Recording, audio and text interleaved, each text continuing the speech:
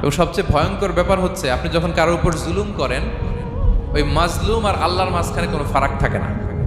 আল্লাহ ওই ফারাকের পর্দা উঠায় নেয়, দোয়া করলেই ওটা আরশে যেয়ে কবুল হয়ে যায়। খবরদার, মজলুমের কান্না কখনো বৃথা যায় না। জীবনের কোনো না কোনো সময়ে এর প্রায়শ্চিত্ত আপনাকে করতে হবে। জীবনের কোনো না কোনো সময়ে এর প্রায়শ্চিত্ত করে আপনাকে মরতে হবে। বদুয়া করছে, ডাইরেক্ট কবুল।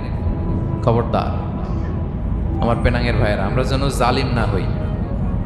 In it's any form, operation in it's any form, যেই কোনোভাবে, যেই কোনো ক্ষেত্রে, যেই কোনো ধরনের হতে পারে জুলুম। কাউকে আপনি ছোট্ট কোনো কাজে ঠকালেন, বন্টন নীতিতে ঠকালেন, হ্যাঁ, জমি মেরে দিয়ে ঠকালেন, আমানত মেরে দিয়ে ঠকালেন, ইন ইটস এনি ফর্ম যদি জুলুম করে থাকেন, খবরদার, মজলুমের কান্না কখনো বৃথা যায় না।